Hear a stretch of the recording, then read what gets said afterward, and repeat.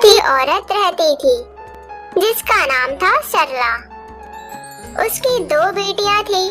बड़ी बेटी का नाम था रूपा और छोटी बेटी का नाम था रानी। रूपा बहुत ही दयालु और नेक लड़की थी, पर उसकी छोटी बेटी रानी बहुत ही घमंडी और आलसी लड़की थी। पर वो औरत अपनी छोटी बेटी से ज्यादा प्रेम करती थी, क्योंकि वो उसकी अपनी बेटी थी। रूपा उसकी सौतेली बेटी थी। वो रूपा से नौकरों जैसा व्यवहार करती थी। रूपा से घर का सारा काम करवाती थी। रूपा, जल्दी से घर का सारा काम खत्म कर और कुएं से पानी भर कर ले आ। यहाँ आओ रानी बेटी। मेरी प्यारी बच्ची, तुम्हें भूख लगी होगी ना? लो, मैं तुम्हें अपने हाथों से खाना खिलाती हूँ। रूपा जल्दी से घर का सारा काम खत्म कर लेती है और पानी लेने कुएं के पास पहुँच जाती है। तभी मटके में पानी भरते समय उसका पैर फिसल जाता है और उसका मटका कुएं में गिर जाता है। रूपा दौड़ते हुए घर वापस जाकर अपनी माँ को कहती है, माँ, पानी भरने का मटका तो कुएं में गिर गया। मटका के बजाय तू क्यों नहीं गिर गई उस कुएं में? अब मैं दूसरा मटका कहाँ से लाऊं? जा, उस मटके को कुएं से वापस निकाल कर ले आ। उसके बिना तो घर वापस मत आइयो, समझी? रोते रोते रूपा वापस कुएं के पास पहुँच जाती है। मटके को कुएं से बाहर निकालने के लिए वो काफी कोशिश करती है, पर नाकाम हो जाती है। अब रूपा खुद कुएं में जाने का फैसला करती है। रूपा फिर कुएं में कूद जाती है। जब वो अपनी आंखें खोलती है तो अपने आप को एक हरे घास के मैदान में पाती है। उस मैदान के चारों तरफ रंग बिरंगे खूबसूरत फूल खिले हुए थे। अरे, मैं कहाँ आ गई हूँ? ये तो बहुत ही सुंदर जगह है। मैं कोई सपना तो नहीं देख रही हूँ। ये कहते हुए रूपा आगे चलती है। कुछ दूरी पर चलते चलते रूपा को सुंदर सा घर दिखाई देता है, जिसमें एक बूढ़ी औरत रहती थी। उस बूढ़ी औरत के बहुत ही भयानक दांत थे। उस बूढ़ी औरत को देखते ही रूपा बहुत डर गई और वहाँ से भागने लगी।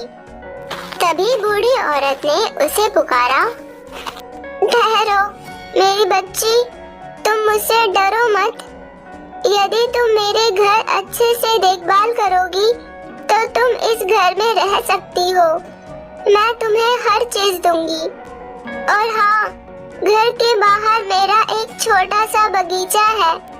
बगीचे में लगे सारे पेड़ पौधों को सही समय पर पानी भी देना होगा ताकि वो मुरझाए नहीं। बूढ़ी औरत ने इतने प्यार से बात की, रूपा वहाँ रुकने के लिए सहमत हो जाती है। रूपा घर की बहुत अच्छे से देखभाल करने लगी और बगीचे में लगे पेड़ पौधों की भी देखरेख करने लगी। बूढ़ी औरत भी रूपा से बहुत प्यार से पेश आती थी। उसे खाने के लिए बहुत अच्छी अच्छी चीजें देती थी। कुछ दिन रुकने के बाद रूपा को अपने घर की याद आने लगी। आपसे मुझे ढेर सारा प्यार मिला।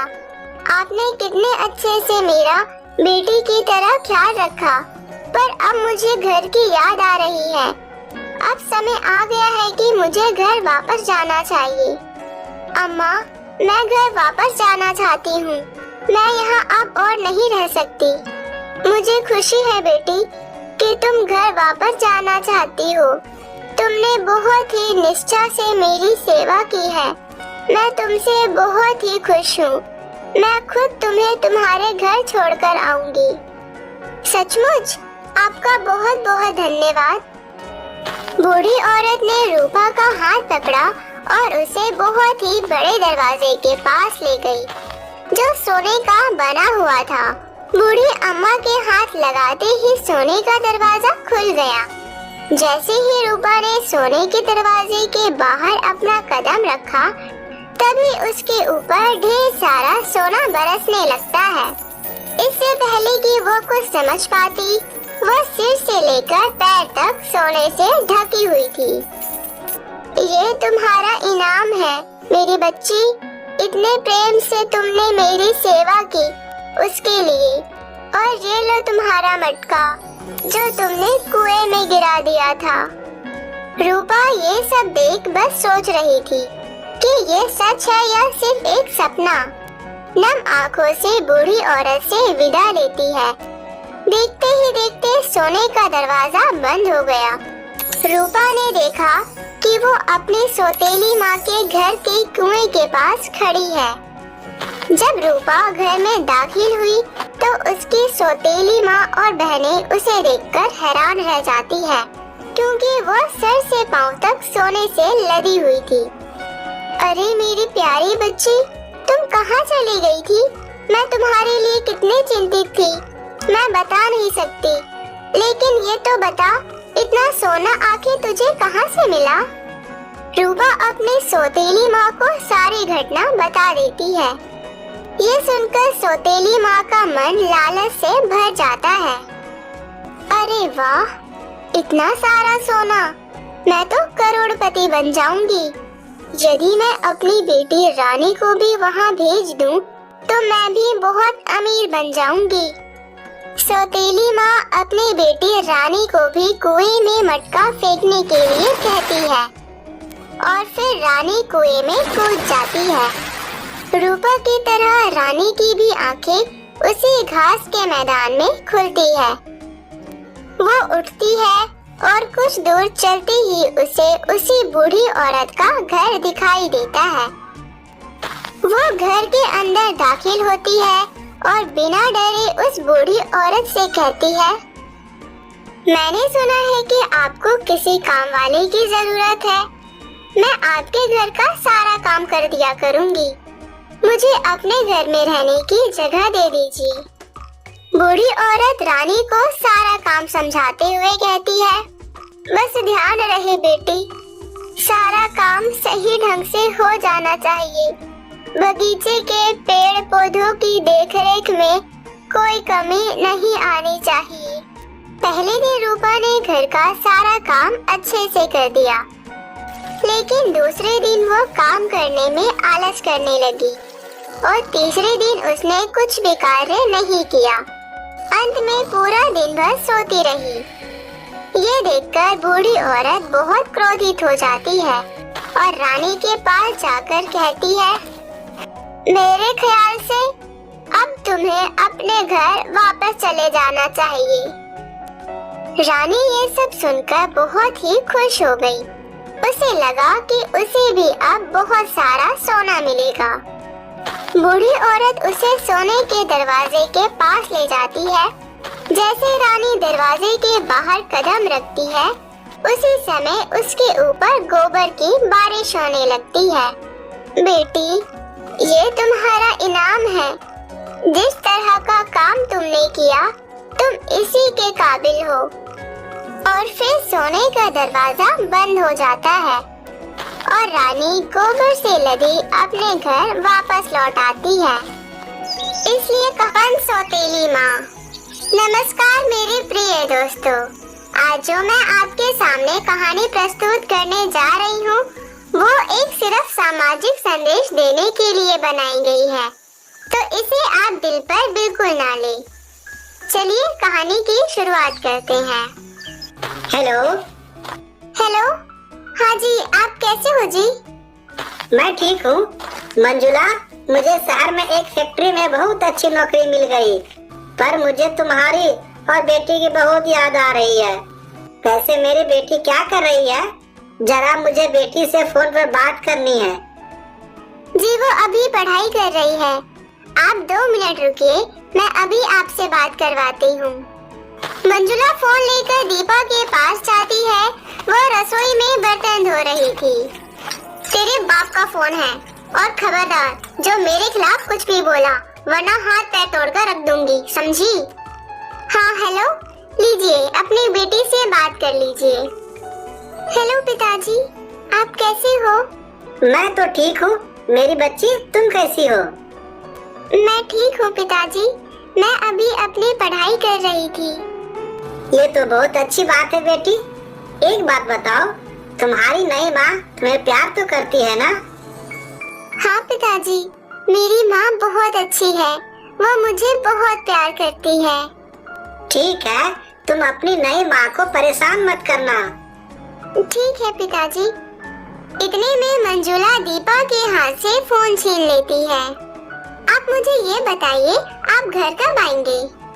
अभी तो मेरी नौकरी लगी है, मुझे तो 1 महीना लगेगा वापस आने में। तुम अपना और बेटी का अच्छे से ख्याल रखना। अब चिंता मत कीजिए, मैं दीपा का अच्छे से ख्याल रखूंगी। अच्छा, मैं रखती हूँ। अब खड़ी खड़ी मेरा मुंह क्या देख रही है? चल लग जा अपने काम पर, अभी तुझे घर के और भी काम करने हैं।